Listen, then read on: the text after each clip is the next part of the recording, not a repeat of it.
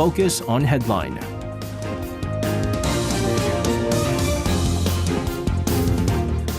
All right, let's take a look at what major issues are making the headlines today on Focus on Headline. For this, joining us in the studio today, we have our usual Friday reporters in Lee Ji-young and Chang Hana. Guys, welcome back. Good evening. Good evening to you guys. We're going to start things off with the upcoming trilateral summit between the leaders of South Korea, the U.S., and Japan.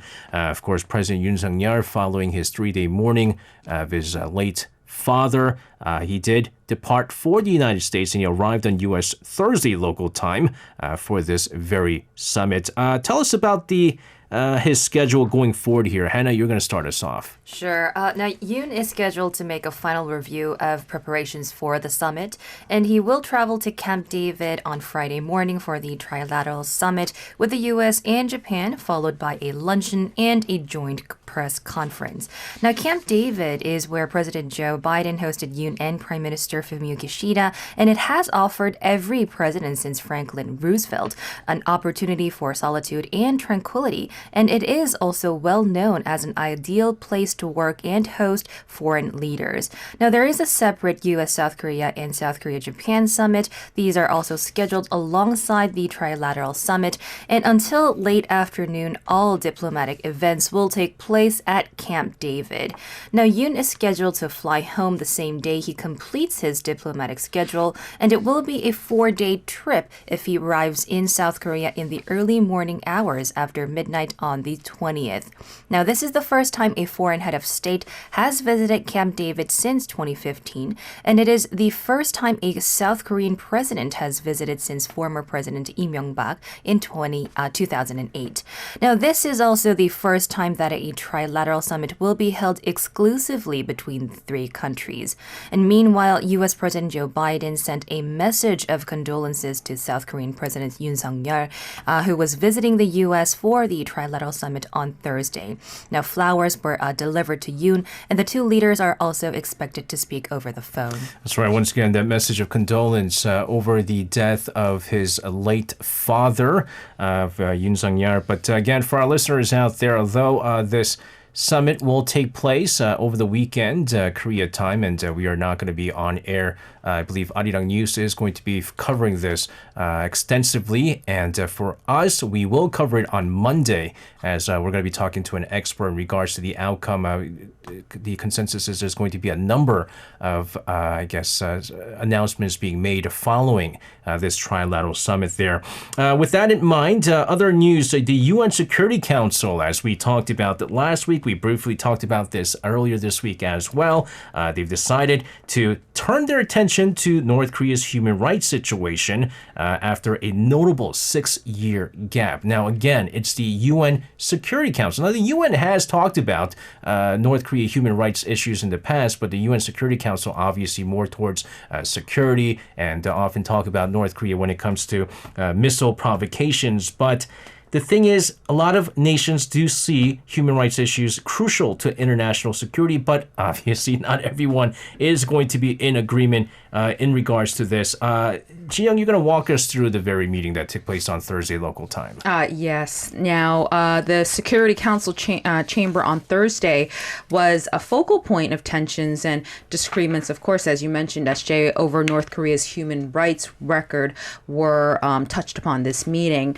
Now, China, for one, didn't mince words. They firmly believe that the Security Council is overstepping its bounds, and that the Chinese mission spokesperson also expressed concern that such a meeting would only intensify confrontation and antagonism. Now, Russia also shared their opposition to the decision to raise human rights concerns about North Korea, accusing the U.S. and its allies of hypocrisy. And Russia's ambassador to the UN also expressed concerns about military buildups in East Asia by South Korea, the U.S., and Japan, hinting the joint drills that we've been conducting, and also the upcoming trilateral meeting also hinting that as well.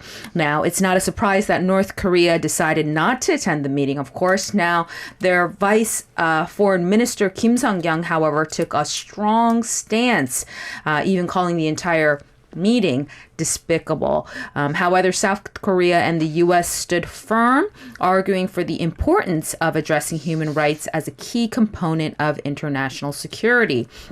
Now, the U.S. ambassador to the UN, Linda Thomas-Greenfield, argued that human rights issues are, in fact, linked to security issues. And she said that peace and human rights are inseparable and that it's a testament to, it's a testament to that. And also that North Korea is a nation fueled by cruelty and repression. South Korea's ambassador to the UN, Hwang Jung-guk, also chimed in and made waves with his statement. And he said that he was also pointing out dangerous division of resources by the North Korean regime away from the welfare of its citizens towards its nuclear ambitions. So kind of breaking down the arguments made by the Chinese and the Russians and the U.S. and South Korea, let's, 2 versus 2 on this one. Now, the arguments made with China, it sort of kind of makes sense, right? They were saying like, well, look, I mean, this isn't really going to help the situation. In fact, you're just going to kind of, push North Korea off, further. And the whole point of this, you guys keep talking about how you want to have a dialogue in place. You guys are willing to meet with North Korea without any preconditions, but continuously provoking them with, stuff like this isn't going to help. Now, Russia, their argument, I don't really agree with. They're basically saying, listen, it's not the human rights issues that's the problem right now. It's the international sanctions that's, taking a toll on the people. And that's why they're living in the way that they are. No, that's not true. I mean, it's been long time, for the longest time, even before all of these UN Security Council resolutions or U.S. sanctions or the EU sanctions or the South Korean sanctions and things like that, that North Korea, the government there, the way that they've been repressing their people, it's been going on for a really long time. So it's not the sanctions that's the problem. And Linda Thomas-Greenfield and, of course, Hwang Jung-guk, they were making a very good point in that, yes, it is linked to security because think about it. Even before, right, there was a lot of speculations that a lot of, like, the money being donated or, like, the rice that's being donated to the North Korean people, like, the North Korean government kind of takes that and sells it off and uses that money to, build up their nuclear program and things like that. And so they're saying instead of using the money to help the people, they're using that money to develop nuclear weapons and missile technology. So yes, the human rights issues, it is linked to security issues. So they do make a very good point. And I think they made it clear that the open meeting that was held again for the very first time in about 6 years was something that they should have. And it's not, they were saying that, because China and Russia were saying like, I don't understand why you guys are holding this meeting. It has nothing to do with security. But they did make a very good point, and it does seem like it is related to the security issue on the Korean Peninsula and the international community as well. But nevertheless, the UN Security Council Sanctions Committee on North Korea, they also approved UNICEF's request for a waiver of sanctions related to its water and sanitation assistance program in North Korea. So, Hannah, what's this about? Sure. Now, according to the Sanctions Committee on North Korea, UNICEF's request for sanctions waivers for a total of 46 items, which is worth about $1.15 million, was approved on the 28th of last month. Now, the items include supplies for health, nutrition, water, and sanitation programs to support North Korean communities, childcare centers, schools, and hospitals, including more than 400 water purification products, water testing instruments, and refrigeration equipment and storage. Now, the sanctions have also been lifted on information and communication technology equipment, including computers, monitors, printers, and keyboards that will be used at the UNICEF office in Pyongyang. In particular, the inclusion of a large number of furniture items, including office tables and chairs for the use of UNICEF staff, raised speculation that the return of the international organization's employees may be imminent. This was reported by RFA. Now, following the closure of North Korea's borders in early 2020 amid the COVID-19 pandemic, no permanent UN agency staff remained in Pyongyang following the departure of 2 World Food Program staff in March 2021. So UNICEF says that it is ready to send staff back as soon as the border with North Korea opens. And paragraph 25 of UN Security Council Resolution 2397 provides for an exemption for sanctions for humanitarian assistance. Yeah, so, going back, kind of talking about the sanctions on North Korea, it's true that the situation in North Korea has worsened because of the sanctions. Because although it's sort of targeting the North Korean government, it's actually impacted more the ordinary people more than anything. And of course, double that with the closure of the borders. Not to mention, as Chungchar was pointing out before, that a lot of the North Koreans, what they do is they do a lot of illegal smuggling from China in order to kind of sell stuff on the market, and all of that it was closed. And so they're saying that the current situation in North Korea right now is probably as bad, if not worse, than the arduous march back in the 1990s is what they're saying. And so they need all the assistance that they can get, and hopefully the UNICEF assistance will be put in place as soon as possible there. Let's turn our focus to the business front this time. Samsung's Compliance Committee has given a conditional nod to the company's possible re-entry into the Federation of Korean Industries. Jiyoung, can you tell us what this is all about? Sure, SJ. Now, the Samsung Compliance Committee is an independent oversight body established by Samsung with the objective of ensuring that the company's operations and business practices align with the legal and ethical standards. And they have been making pivotal recommendations for Samsung so far. And this time they said if Samsung decides to rejoin the Federation of Korean Industries, also known as FKI, they should immediately withdraw if any signs of corruption between politics and business emerge within this federation. Now, Samsung is one of South Korea's largest and most influential chaebols, and its decision to rejoin could up the credibility and prominence of the FKI. But this is a major cautionary move from Samsung's side because back in the day, 15 of Samsung's affiliates, including the massive Samsung Electronics, withdrew from this business lobby back in 2017.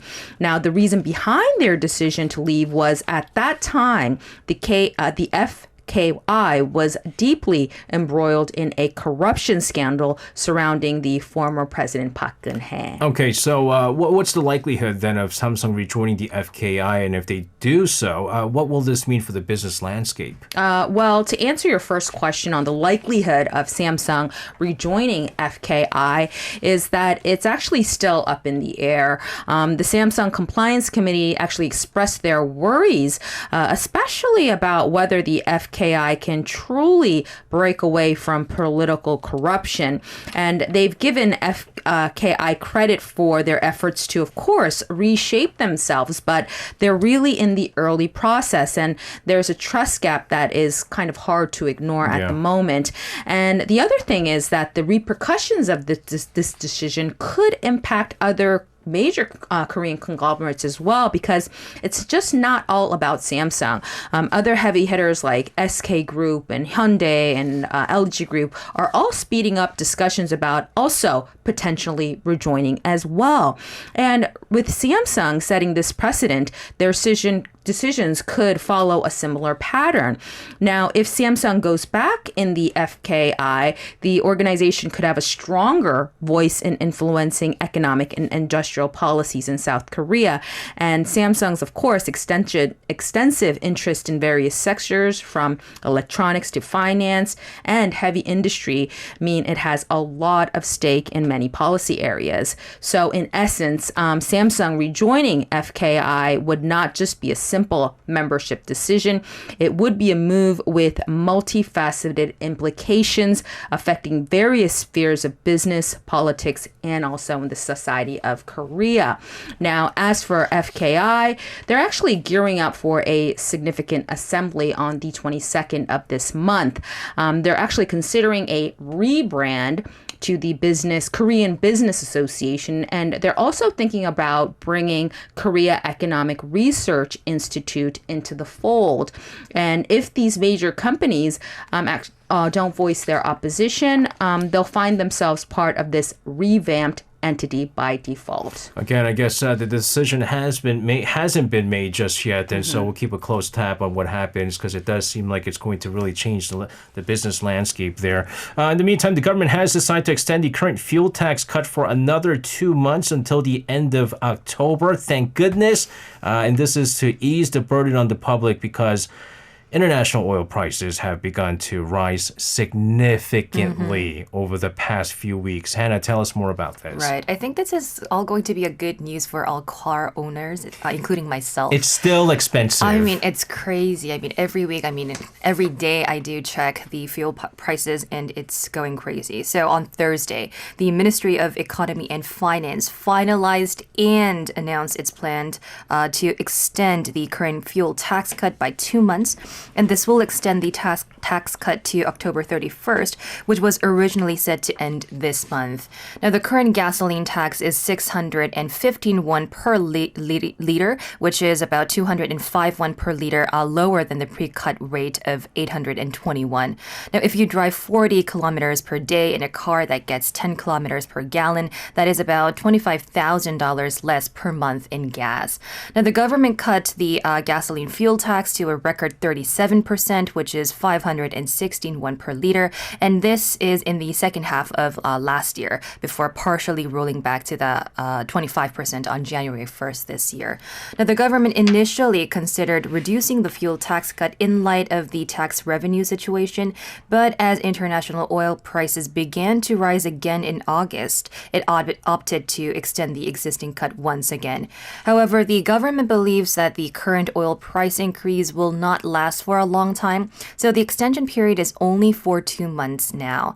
And this means that if the oil price drops again in 2 months, the government will reduce or abolish the fuel tax cut due to a lack of tax revenue. Look, I mean, I think it's going to be a long time before it goes to like the regular prices that we're used to seeing, right? Because even right now, I drive a diesel SUV and the diesel gas cost, what did I refuel at? 16,035 won per liter, which is still quite high. You know what that is? That's pre-pandemic Gangnam gasoline price. You go to some of the Gangnam gas areas, and then that's what you fill up on. That's not how much you pay for diesel gas. And I mean, gasoline is even more expensive. I think gasoline's it's almost like 18,000. 18 something. 1,800. Right? Yeah. 1,800, right? Yeah, it's just kind of ridiculous because I got a call from my car dealers, like the car that you're ordering, because I pre-ordered my car, my new car that hasn't been even out yet. And it was like, oh, it's going to be out in 5 weeks, he said. And I said, hey, what are the chances of me being able to change that to a hybrid? Because I don't think I could afford the gas. He's like, you order a hybrid, it's going to come out in about 16 months. Wow, 16 exactly. months? I actually am. I'm looking into a hybrid car, and that's what exactly the car dealership said to me as well. God. 16 months if a hybrid, because So the it's like battery, 1.5 years. yeah, because from the now? battery, the materials of the battery, it's just hard to get at the moment. Didn't you just buy a car like 2 years ago? 3 years ago. 3 years ago. Okay. But yes, I want to go more greener. okay, so I don't think- you know currently what? have a car gasoline 100% is going to be either hybrid or EVs. EVs, yeah. I could go on and on about why hybrids and EVs are not necessarily greener, but but if your reason is because gasoline prices are just out of this world, that's a very good reason. Because one of our guests, he drives a hybrid, and he says he's basically filled up his car once every month, is what he said. wow. So. I mean, it's more fuel efficient. So That for sure. yeah. That for sure. But again, I'm not going to wait 16 months to get a new car because I don't even think my car right now has 16 months. But anyways, we'll keep a close tab and hopefully the fuel prices do go down here. Yesterday, we did talk about the head of the main opposition Democratic Party, Lee Jae-myung, being summoned by the prosecution. He was questioned for 13 hours. Now, this, of course, was over suspicions of special favors linked to a development project during his time as Seongnam City Mayor. Ji-young, do you have any updates on this story? Sure, SJ. Now, Lee left the Seoul Centric District Prosecutor's office shortly after midnight and stated that he felt that the prosecution seemed to have set an agenda and was trying to fit facts into a preconceived narrative. Lee further elaborated on the topic of the land's purpose change, and he pointed out that the Korea Food Research Institute bought this piece of land with the understanding that its use would change. But the thing is that they paid a price that was set before anyone even agreed to this change. So in many real estate transactions, land is rezoned or has changed its designated purpose, this can actually greatly affect its value. And if the land is rezoned for more lucrative purposes, its price can increase significantly. So Lee is pointing out this discrepancy, hinting that if the prosecutors are looking for any shady deals or arrangements, maybe they should start with this deal rather than pinning anything on him. Now, he made that statement there in front of many of his supporters, waiting for him in front of the prosecutor's office. And when Lee arrived for the investigation, he came alone, but after completing the questioning, he was greeted by more than 10 members of the Democratic Party leadership, including some high-ranking officials, because as you mentioned yesterday, some even people within the Democratic Party are not too keen and think Lee Jae-myung is a liable person in the party. So this is showing some more leverage that he has, and that he's showing that they're supporting him. Yeah, and even amongst like maybe some of the more liberal supporters and the progressive supporters, like Lee Jae-myung is not their number one choice. Like, there's even a rift amongst the Democratic Party supporters saying that, I mean, he's too much of a liability, right? They always kind of point to next year is the big thing, the general elections. And so for the Democrats, they're going, listen, we need to still hold on to the National Assembly because the ruling party is the PPP. And so, the only way that we could kind of make this, fair is if we keep this National Assembly seats, and there's a chance that they might actually lose a whole bunch of them, actually. The Democratic Party is not really doing so well over the past few years. Look at the elections last year. Oh, absolutely. Oh, absolutely. And so, I mean, if they feel that maybe Lee Jae-myung is too much of a liability, certainly there's not a whole lot of support for him. I don't know what the support rate for the Democratic Party is right now, but it's been on a decline for some time. But Jim, the big question is, at this point now, I mean, he's been questioned a number of times. He's been summoned 4 different times. Where does the investigation stand, and how has Lee defended himself? Well, Lee shared actually a comprehensive 30-page defense, stressing that many of the land decisions weren't made by him alone when he was the mayor of Seongnam City. Now, the Democratic Party is supporting his explanations, and on the investigative side, they seem to be finishing up, but there's talk of potential losses for Seongnam, possibly about 200 billion won tied to Lee's actions. And for an arrest, Lee has made it well known that he'll stand up to it and isn't counting on any special privileges, because we did see that maybe next time he will be arrested, but that hasn't happened. So, and he's making sure that he's going to be fighting tooth and nail. Yeah, that happens. Yeah, so the other thing is, I think they're going to push for another arrest warrant, right, and arrest motion to the National Assembly, and it's going to get dangerously close to the general elections. Right. And so the Democrats, they're going to be like, oh my goodness, not again. And it was like, what was it, a difference of like 1 vote, I think it was? Or I think it was like a difference of 1 vote that kind of saved them from not getting through the arrest motion.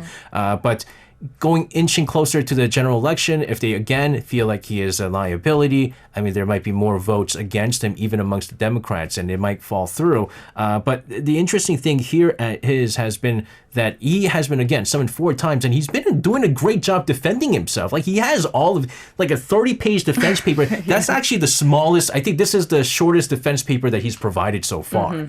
In other ones, he's had like 100 pages or something like that. And so he's answered all of them, but they're going to continue to come back. And how much further he can continue to defend himself is going to be the big question here. So it is getting quite interesting in the domestic political realm here. In the meantime, the National Assembly Science, ICT, and Communications Committee, they held a confirmation hearing on Dong-kwan. He is the chairman nominee of the Korea Communications Commission. The ruling and opposition parties, obviously, they're going to clash heavily over specific allegations surrounding the nominee, this including media control and, of course, school violence against his child. Hannah, tell us more about this. Sure. Now, the Democratic Party has criticized Lee as an unfit appointment, alleging that he led a media takeover during his time as presidential spokesperson and press secretary under President Lee Myung-bak, and that he exerted pressure on schools to cover up his child's school bullying. Now, they are vowing to to question him about avoiding paying health insurance premiums by enrolling his son as a dependent and allegedly soliciting favors through his spouse, and how he accumulated his wealth. And in response, the ruling PPP has been playing defense, saying that the allegations made by the opposition are just political attacks and that there are no serious issues worthy. And in particular, the PPP emphasizes that the candidate is the right person to normalize public broadcasting, which became heavily biased under the previous administration. And today's hearing will take place without witnesses and references because agreement on the witness list broke down when the ruling and opposition parties demanded that journalists who claim to have been subjected to press crackdowns when the other party was in power shouldn't be called as witnesses. Now, the interesting thing with this is I like how the PPP said the allegations made by the opposition are just political. I mean, that's what a confirmation hearing is, technically. And some were criticizing because the ruling PPP were basically saying, well, listen, you need someone, the right person to normalize public broadcasting because it's been heavily biased under the previous administration. But some were kind of attacking that statement, saying that, well, Lee Dong-kwan, he's kind of worked for some of the more very conservative media outlets in the past. And so now he's going to shift all the media towards more conservative rather than having someone that's going to be down the middle, right? So you want someone that's unbiased here. So again, confirmation hearings, always there's going to be a huge political wrangling rift between the two main parties there, and we'll see what happens. But it does seem like it's going to go through nevertheless. Here today on August 18th, 2023, South Korea's political scene comes together to remember former and late President Kim Dae-jung, marking 14 years since his passing. Ji-young, can you tell us a little bit more about today's memorial? Yes. Now, today's memorial at the National Cemetery in Seoul was indeed a significant event attended by politicians from both sides of the aisle. Former President Kim Dae-jung, often referred as DJ, is remembered not just as a president, but as a Nobel Peace Prize laureate, widely respected for championing democratization in South Korea and his relentless efforts for peace with North Korea. Now, attendees today included National Assembly Speaker Kim Jin-pyo and People Power Party leader Kim Ki-hyun and Democratic Party leader Lee Jae-myung. Now, notably, President Yoon Suk-yeol, also former President Moon Jae-in, and also the wife of the late President Roh Moo-hyun all sent flowers in President Kim Dae-jung's memory. And let me share some of the standout moments of today's speeches. Speaker Kim Jin-pyo was all praises, recalling DJ's era as the golden age of South Korea. He really highlighted President Kim Dae-jung's promise of no political retaliation and his dream of a united future. People Power Party leader Kim Ki-hyun also appreciated the late president for consistently putting national interests above personal differences. However, Democratic Party leader Lee Jae-myung took a different tone. He seemed to reference current investigations into his affairs, criticizing the present regime and promising to stand firm against any regression in governance. Now, following the ceremony, attendees paid their respects at the late president's gravesite with flower tributes and incense offerings, honoring the legacy and the impact of Kim Dae-jung that he had on South Korea. And I think this is quite a notable thing that was made when it comes to former President Kim Dae-jung, promise of no political retaliation, right? So one of the things that we mention often on the program is after the end of a certain administration, and if the opposition, what was once the opposition party, becomes the ruling party, or even many years after that, there is some sort of form of political retaliation. I think a lot of people can argue, say that Kim Dae-jung, a liberal president, was arguably never retaliated. He was never attacked. He he spent, most of after his 5 years in office quietly, and there was no sort of target. But of course, he passed due to an illness, and that's why he left, earlier than anticipated here. But he had. I mean, sure, he had enemies, and there was not a lot of people that were a fan of, the whole, sunshine policy and things like that, and, the dealings with North Korea. But there was a lot of criticism that, that whole thing with North Korea fell apart eventually, and really shows that, you can't deal with North Korea in that front. But other than that, he really, I would say that he had the least number of enemies amongst all the former presidents. And it's been 14 years. My goodness, how time flies. Guys, we're going to continue on here and do our updates on what's going on over in the U.S., the Hawaiian Islands of Maui, because the death toll, as you know, it's slowly going up because there's a high number of death toll, but the I guess we can call it now search and recovery operations are it's really, really difficult right now. The death toll is well over 100, more than about 1,000 people still missing, and of course there's a concern when you have that many people missing, the death toll could rise significantly. Hannah, let's get more on this. Sure.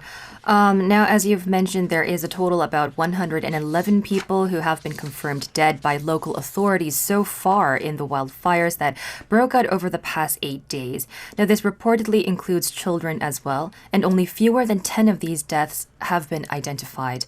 Now, the number of injuries from the wildfires has also surpassed 100. Maui Memorial Medical Center said that it has treated 148 people so far, and the wildfires are gradually being contained, but in some places they are still ongoing, keeping authorities on their toes. Now, according to the county of Maui, the most destructive wildfire, the Lahaina fire, is nearly 90% contained, while the Olinda and Kula fires are more than 80% contained. Now, in Lahaina, the hardest hit area, at least 2,200 structures were destroyed or damaged, with more than 80% of them reportedly residential. Now, while the exact cause of the wildfire remains unclear, it is possible that a transmission line controlled by Hawaiian Electric snapped in high winds, causing a spark that ignited the wildfire. The Wall Street Journal reported that Hawaiian Electric recognized the need to stop sparks from flying from transmission lines as early as 4 years ago, but did little to stop them. Yeah, and it really didn't help the fact that I think Hawaii was going through an extensive, prolonged drought. And so some of the reports that were coming out there saying it was burning from the ground, inside the ground. That's how dry it was. And so like the trees that were burning, the roots were burning and stuff. And so basically there was a lot of fire underground, which is kind of unimaginable, right? And so there was that's how dry it was, leading to, again, dry, high heat. That's obviously high winds. That's going to obviously make things worse. But it is very, very concerning. And you can kind of see how devastating this fire is when they're saying that they've reported 111 people dead, but they've only identified just 10 of them, right? Which kind of shows you the devastation, and still 1,000 people still missing. That number is probably going to transpire into death tolls. And the other concerning thing at this time is that a lot of these places like Lahaina, the crime rate has been skyrocketing. And so at nighttime, with little police presence, they're saying that people are getting mugged at gunpoint. Villages are getting ransacked and pillaged. And so it is very, very concerning over there. And we're hoping that all of that comes to an end, because in times like this, you really have to stick together, ladies and gentlemen. Speaking of fire, we've been talking about Canada's wildfire as well. And this is one of the worst wildfires in its history. Over 7 times the decade's average forest area has been burnt, and some 170,000 people had to flee because of this ongoing wildfire there. Jiyoung, let's get the latest over in Canada. Sure. Now, the scale of these fires is truly unprecedented. Just yesterday on Thursday, authorities issued an evacuation order for the entire population of Yellowknife, which is the capital of Canada's Northwest Territories. That's 20,000 residents told to leave immediately.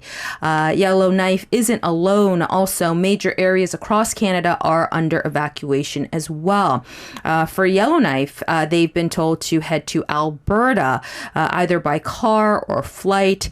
And the Premier of the Northwest Territories, Caroline Cochrane, described it as simply as unprecedented.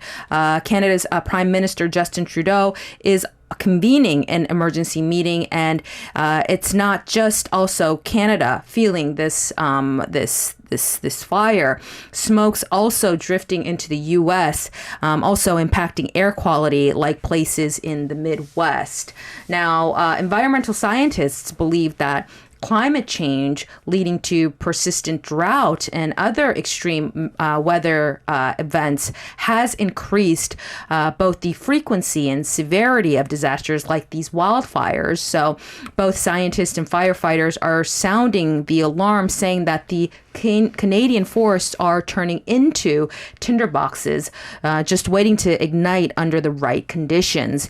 And remember, wildfire season isn't over yet. It usually runs from April to September, so there are also concerns about what is still to come. Yeah, and it's really alarming because, I mean, we've talked about the volatility of the weather patterns that we've been seeing. The storms are getting stronger, the heat waves are it's longer and it's hotter, not to mention, again, the prolonged drought. That's one of those things that's leading to these massive fires. And there's always been wildfires. Like, I mean, you know, I'm more familiar over in the United States in the West Coast, like in California, there's always wildfires, but it's never been this big. You know, we've reported on the massive, the West Coast wildfires that stretched from California all the way to like Oregon, I believe it was a few years ago, and this Canadian wildfire. I mean, it shouldn't take this long, but it is. And so it's unbelievable how there's, you know, still people that don't believe that there is climate change going on right now. But nevertheless, guys, as always, thank you very much for your reports.